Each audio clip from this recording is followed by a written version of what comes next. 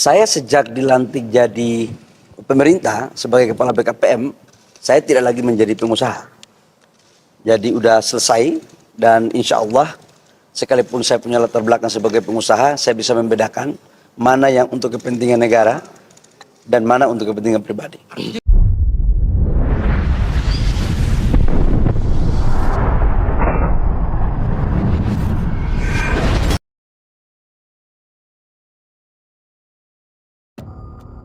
Setelah dilantik oleh Presiden Jokowi, Bahlil mengutarakan terkait latar belakangnya sebagai pengusaha yang dapat membantu negara yang sejalan dengan dunia usaha.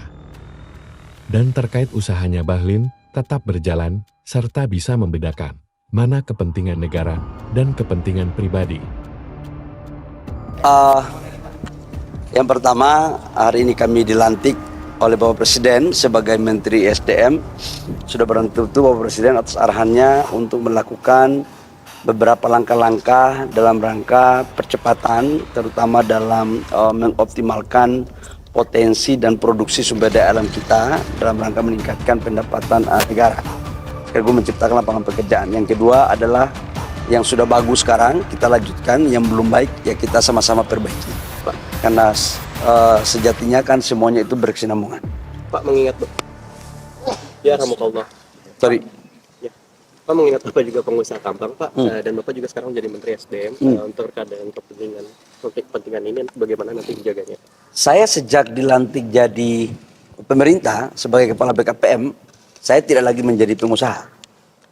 Jadi udah selesai dan insya Allah sekalipun saya punya latar belakang sebagai pengusaha, saya bisa membedakan mana yang untuk kepentingan negara dan mana untuk kepentingan pribadi. Justru dengan pengalaman saya sebagai mantan pengusaha, itu akan mencoba untuk memenuhi apa yang harus dilakukan perbaikan dalam rangka sejalan dengan apa yang dibutuhkan oleh dunia usaha.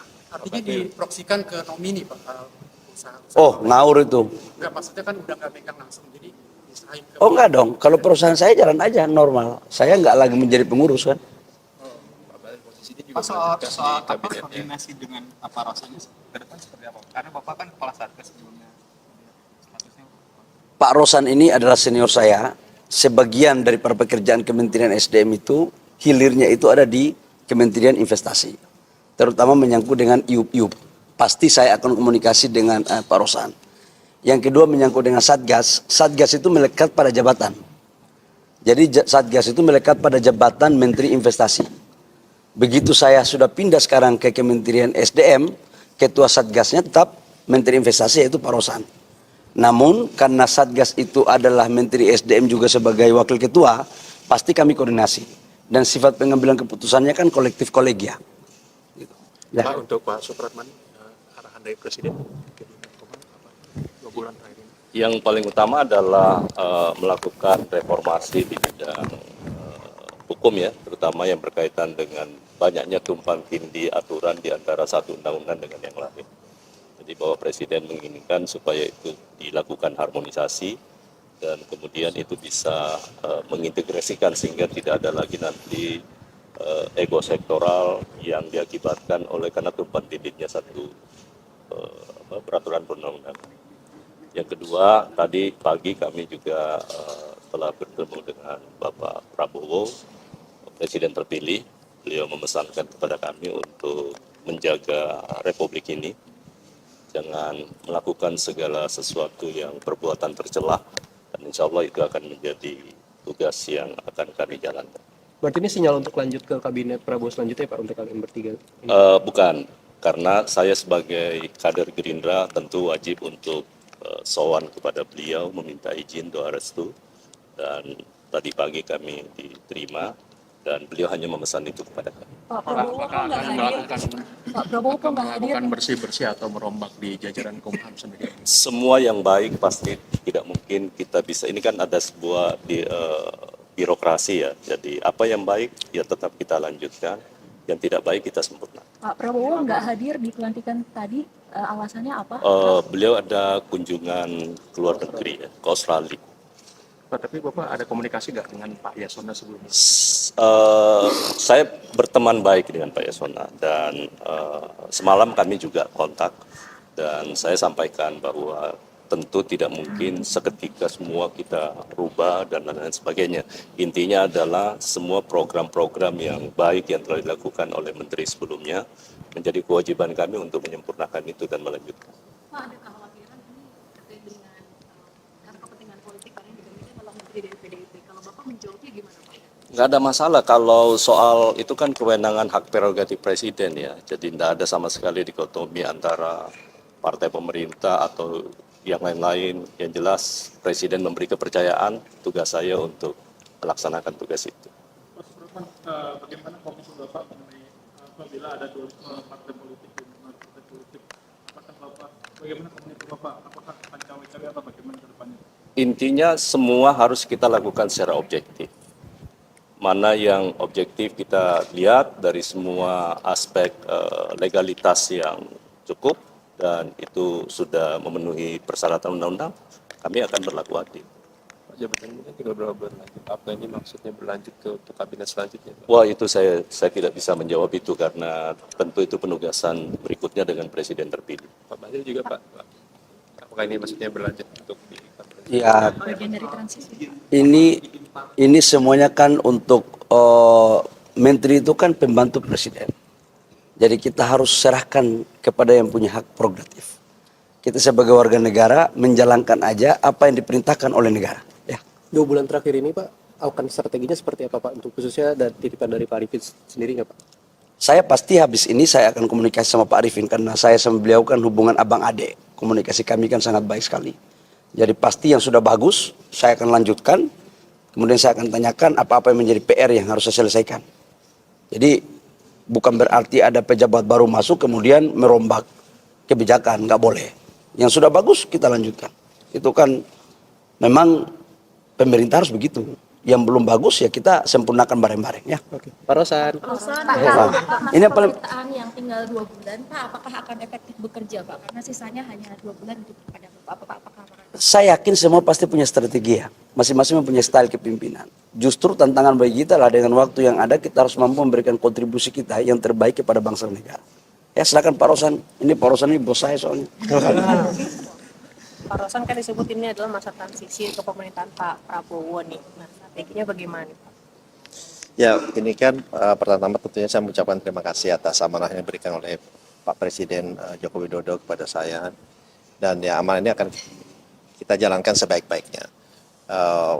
Untuk sisa waktu 2 bulan ini ya kita berikan yang terbaik dan karena kebetulan juga Menteri Investasi sebelumnya adalah udah seperti ini adik saya sebetulnya, jadi kita komunikasinya sangat baik dan kemarin malam kita sudah mulai bicara dan untuk supaya handovernya, supaya perpindahan itu berjalan dengan baik, berjalan dengan mulus karena program-program yang sudah dicanangkan ini harus kita selesaikan dan pencapaian-pencapaian yang sudah sangat luar biasa yang dilakukan oleh Pak Menteri Bahlil ini yang kita akan teruskan dan tentunya akan kita sempurnakan sehingga target-target yang sudah dicanang ini bisa dilaksanakan dengan baik. Sempat berkomunikasi dengan Prabowo nggak Pak? Tadi pagi beliau menyampaikan untuk menjalankan amanah ini dengan sebaik-baiknya dan cintailah rakyat Indonesia dan selalu jalankan ini dengan ingat kepada Tuhan Yang Maha Esa. Itu udah arahan dari beliau. Pak terkait